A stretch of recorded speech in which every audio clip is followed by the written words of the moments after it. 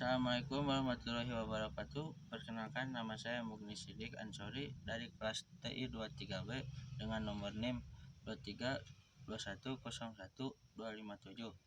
Saya di sini akan membahas mengenai sistem antena. Sebelumnya, apakah kalian tahu apa itu sistem antena?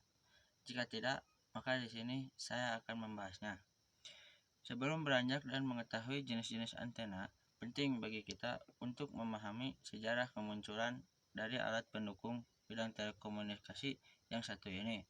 Secara singkat, antena merupakan hasil dari penelitian panjang yang berakar pada masalah kabel.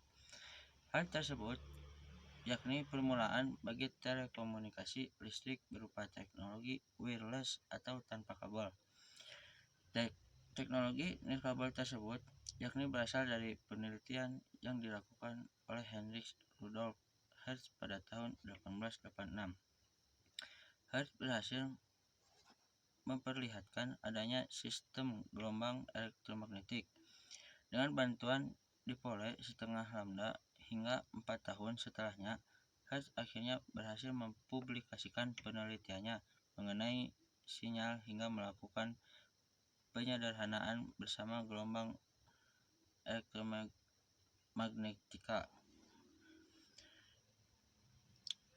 Antena adalah perangkat yang berfungsi untuk memancarkan dan menerima gelombang elektromagnetik, memainkan peran kunci dalam sistem komunikasi nirkabel. Antena dapat dibedakan menjadi dua jenis utama, pemancar dan penerima. Pemancar mengubah sinyal listrik menjadi gelombang elektromagnetik, sedangkan penerima melakukan sebaliknya. Antena juga memiliki karakteristik genting seperti directivity, gain, dan polarisasi yang mempengaruhi efisiensi dan jangkauan sinyal. Desain antena harus mempertimbangkan faktor-faktor seperti impedansi dan bandwidth untuk memastikan kinerja optimal dalam komunikasi. Berdasarkan pengertiannya, antena memiliki 3 fungsi pokok yang dikenali. Beberapa fungsi pokok dari antena dalam jaringan tersebut antara lain sebagai berikut. 1. Sebagai konverter. Fungsi antena yang pertama yakni sebagai konverter atau suatu alat yang mampu mengubah suatu sinyal listrik pada perangkat tertentu dapat diubah ke dalam bentuk sinyal elektromagnetik ataupun sebaliknya, sehingga antena dapat berfungsi secara dua arah. 2. Sebagai radiator. Fungsi antena yang kedua yakni sebagai radiator.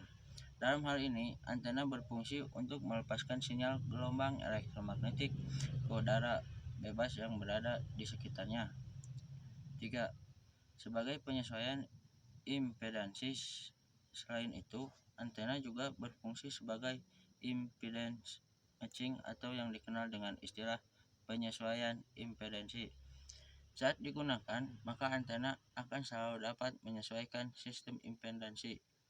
Impedansi tersebut yakni berupa udara bebas dan saluran transmisi pengubah sinyal elektromagnetik, sehingga antena secara otomatis dapat menyesuaikan karakteristik udara dengan salurannya. Terdapat beberapa jenis antena yang dapat digunakan dalam jaringan nirkabel sebagai sarana telekomunikasi. Jenis-jenis antena tersebut memiliki ciri-ciri fisik hingga kegunaannya yang berbeda-beda berupa jenis-jenis antena yang secara umum digunakan yakni sebagai berikut. 1. Antena omnidirectional. Jenis-jenis antena yang pertama adalah antena omnidirectional atau yang lebih banyak dikenal dengan istilah omni. Secara penggunaannya, antena omni digunakan untuk memancarkan sinar radiasi sinyal hingga ke semua arah. Namun, biasanya pemancar sinyal tersebut dilakukan secara horizontal. Antena omni akan membentuk lingkaran dengan lubang di tengahnya untuk melakukan fokus terhadap energinya. 2. Antena Yagi. Jenis-jenis antena yang kedua adalah antena Yagi atau dikenal dengan istilah kuda Yagi. Nama dari jenis-jenis antena ini yakni berasal dari penemunya yakni Shintaro Oda dan dikenal melalui tulisan Hidetsuga Yagi. 3. Antena grid parabolik. Selain itu, jenis-jenis antena yang berikut adalah antena grid parabolik yang secara umum cukup terdiri dari satu buah dipole. Dipole tersebut terpasang di dalam reflektor sehingga berbentuk elemen dasar. Antena grid parabolik ini telah banyak digunakan sebagai antena Wi-Fi, sebab antena yang satu ini berfungsi lebih efisien untuk memperkuat dan mengarahkan sinyal. Nah, yang keempat adalah antena panel. Antena panel adalah jenis antena yang dirancang dalam bentuk datar atau persegi panjang. Seringkali digunakan untuk aplikasi komunikasi yang memerlukan penguatan sinyal dalam arah tertentu. Antena panel juga terdiri dari beberapa elemen. Yang pertama, elemen utama, diapole atau paratisik. 2. Elemen reflektor. 3. Direktor. Nah, dengan memahami sejarah, pengertian fungsi, dan jenis-jenis antena, kita dapat lebih menghargai peran penting antena dalam sistem komunikasi modern. Mungkin sekian yang dapat saya sampaikan. Mohon maaf bila ada salah kata. Wassalamualaikum warahmatullahi wabarakatuh.